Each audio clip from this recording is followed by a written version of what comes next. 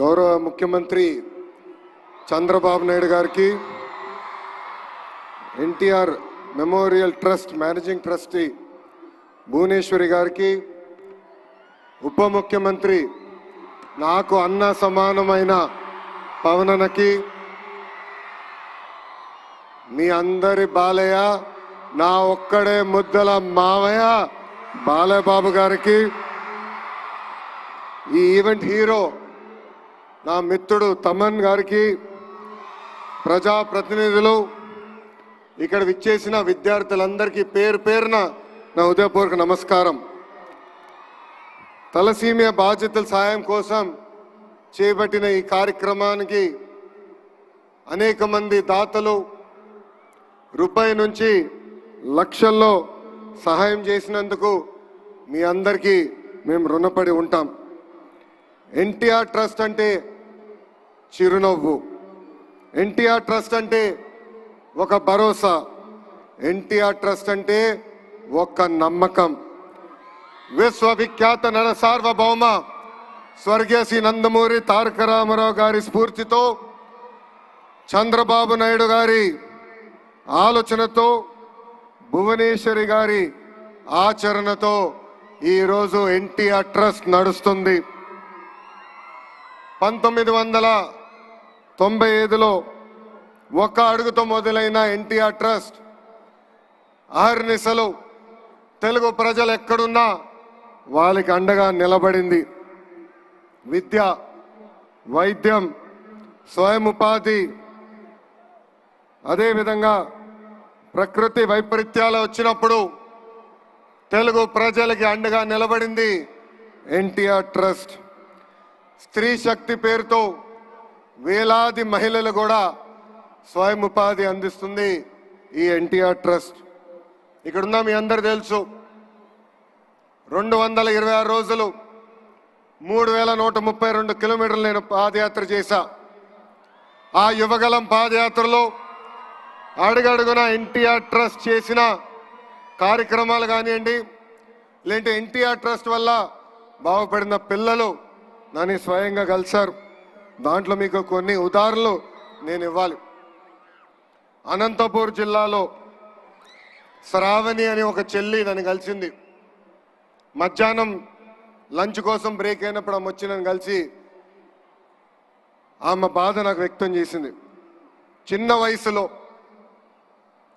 నాకు అవగాహన ఉన్నంత వరకు 2005, 2006లో వాళ్ళ తండ్రి తగరగుంట ప్రభాకర్ గారు పిల్లలందరూ, అంటే ఆయనకి దాదాపు 6 పిల్లలుంటే వాళ్ళందరినీ ఒక సలూన్కి తీసుకెళ్ళి హెయిర్ కట్ అయిన తర్వాత తిరిగి ఇంటికి వెళ్తుంటే ఆనాటి పాలకులు ఈ చిన్నారు ముందల ఆ ప్రభాకర్ని చంపేస్తాం జరిగింది. మా చెల్లమ్మ శ్రావణి ముందల ఆ ప్రభాకర్ని చంపేస్తాం జరిగింది. ఆనాటి ప్రతిపక్ష నేతగా ఉన్న చంద్రబాబు నాయుడు గారు ఆ 6 బిడ్డల్ని నా సొంత అక్క చెల్లెల్లాగా చాకి వాళ్ళందరినీ ఈరోజు ప్రయోజకులుగా మార్చడం జరిగింది. శ్రావణితో పాటు ఆమెకున్న అక్కలు కానీ అన్నలు ఈరోజు బెంగళూరులో కానీ, హైదరాబాద్లో కానీ, చెన్నైలో కానీ ఐటీ రంగంలో అద్భుతంగా ముందరికెళ్తున్నారు. అదేవిధంగా అదే అనంతపూర్ జిల్లాలో మౌనికాని కూడా కలిసా.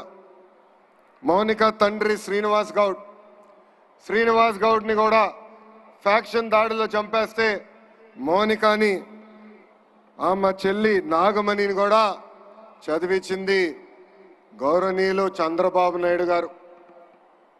నాకు ఇప్పుడు కూడా బాగా గుర్తు, ఇంట్లో ఎప్పుడు ఎన్టీఆర్ ట్రస్ట్ గురించి ఆయన మాట్లాడేవారు, స్కూల్ గురించి మాట్లాడేవారు. ప్రత్యేకంగా ఆయన మేనేజింగ్ ట్రస్టీగా ఉన్నప్పుడు స్కూల్కి వెళ్ళి పిల్లలకి కౌన్సిలింగ్ ఇచ్చేవారు. నేను అడిగేవాడిని, నాకు మీరు అంత సమయం ఇవ్వట్లేదు కానీ అక్కడున్న పిల్లలకి అంత సమయం ఎందుకు ఇస్తున్నారని. అప్పుడు ఆయన ఒక మాట చెప్పారు, ఫ్యాక్షన్లో ఎవరన్నా చనిపోతే కుటుంబ సభ్యులందరూ ఒక ప్రతిజ్ఞ తీసుకుంటారు, చంపిన వాళ్ళని తిరిగి చంపాలని. దానికి నేను ఫుల్ స్టాప్ పెట్టాలనుకున్నాను, అందుకే ఆ పిల్లలకి నేను స్వయంగా కౌన్సిలింగ్ ఇస్తున్నానని చెప్పిన వ్యక్తి చంద్రబాబు నాయుడు గారు. ఇంతేకాదు ఇప్పుడు కూడా నాకు బాగా గుర్తు 2013లో బ్రహ్మణి గ్రాడ్యుయేషన్కి మేము అందరం వెళ్ళాం.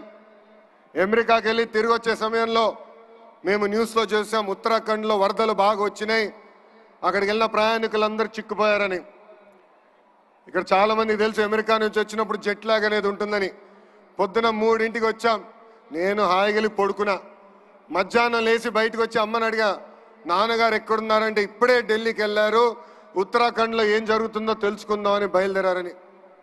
అక్కడ బయలుదేరిన వ్యక్తి ఢిల్లీ నుంచి ఉత్తరాఖండ్కి వెళ్ళి ఏకంగా 510 మంది తెలుగులు అక్కడ చిక్కుకుంటే ప్రత్యేక విమానం వేసి వాళ్ళని హైదరాబాద్కి తీసుకొచ్చారు.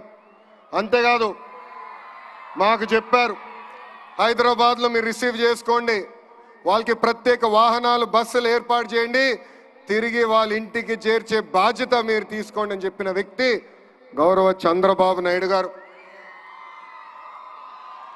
ఇవన్నీ మీకు ఎందుకు చెప్తున్నానంటే, ఒక మంచి పని చేయాలంటే మంచి మనసు ఉండాలి. సమాజంలో ఒక మార్పు తీసుకురావాలంటే ఒక సంకల్పం ఉండాలి. అదే సంకల్పంతో అన్న ఎన్టీఆర్ పేరుతో ట్రస్ట్ ఏర్పాటు చేశారు చంద్రబాబు నాయుడు గారు. ఉత్తరాఖండ్ వరదలేమి, హుదూద్ సైక్లోన్ ఏమి, తిట్లి కానీ, మొన్న జరిగిన విజయవాడ ఫ్లడ్లు కానివ్వండి, పెద్ద ఎత్తున ఆదుకుంది ఎన్టీఆర్ ట్రస్ట్.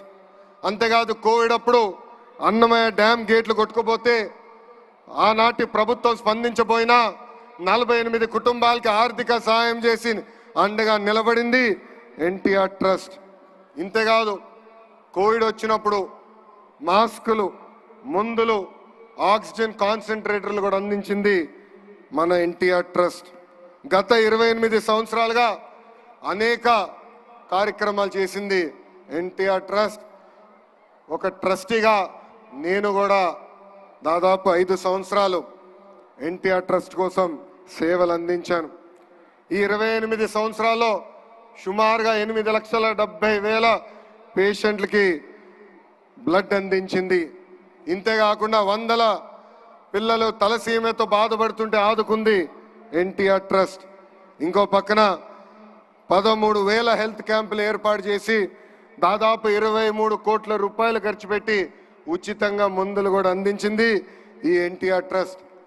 ఇప్పుడు కూడా ఎన్టీఆర్ సంజీవిని పేరుతో ఆరోగ్య కేంద్రాలు కూడా నడిపిస్తుంది. ఇక్కడున్న చిన్నారులు కూడా ఉన్నారు. 2020 మంది చిన్నారులు ఎవరైతే తల్లిదండ్రులు కోల్పోయారో సొంత బిడ్డలుగా ఆదుకుని వాళ్ళ కష్ట సుఖాలు తెలుసుకుని కేవలం 10వ తరగతి వరకు కాదు, ఇంటర్, హైయర్ ఎడ్యుకేషన్ మొత్తం చదివించి వాళ్ళ జీవితంలో కూడా సెటిల్ చేసింది ఎన్టీఆర్ ట్రస్ట్. ఇంకా మా తల్లి నాయకత్వంలో దాదాపు 7,531 మహిళలకి స్త్రీ శక్తి పేరుతో కూడా స్వయం ఉపాధి అందించింది ఎన్టీఆర్ ట్రస్ట్. నాకు స్పీచ్ చాలా ఉంది, కానీ దేవాంశ్ ఇప్పుడే చెప్పాడు 5 నిమిషాల కన్నా ఎక్కువ మాట్లాడొద్దని. ఇక్కడ అందరూ వచ్చారు, మ్యూజికల్ షో చూసేదానికి వచ్చారని చెప్తాం జరిగింది. ఇప్పుడే ముద్దుల మామయ్య, బాలమామయ్య చెప్పినట్లు ఒక పక్కన బస్వ తారకం, ఇంకో పక్కన ఎన్టీఆర్ ట్రస్ట్ చాలా అద్భుతంగా తెలుగు ప్రజల కోసం అహర్నిశలు సేవ చేస్తున్నారు. ఇంత అద్భుతమైన అవకాశం, ఇంత చక్కటైన అవకాశం ఆంధ్ర రాష్ట్ర ప్రజలు మా కుటుంబానికి ఇచ్చినందుకు జీవితాంతం మేము రుణపడి ఉంటాం. ఇంతేకాదు రాబోయే రోజుల్లో ఎన్టీఆర్ ట్రస్ట్ మా తల్లి భువనేశ్వరి నాయకత్వంలో పెద్ద ఎత్తున బ్లడ్ బ్యాంకులు కూడా ఏర్పాటు చేస్తాం. నేను అహర్నిశలు వాళ్ళు చెప్తున్నా, బ్లడ్ రీసెర్చ్ ఇన్స్టిట్యూట్ కూడా ఏర్పాటు చేస్తాం. బ్లడ్లో అగ్రస్థానం రీసెర్చ్ చేసే బాధ్యత ఎన్టీఆర్ ట్రస్ట్ తీసుకుంటుందని సభాముఖంగా తెలుగు ప్రజలందరూ తెలుపుకుంటూ మీ అందరి దగ్గర నుంచి సెలవు తీసుకుంటున్నాం.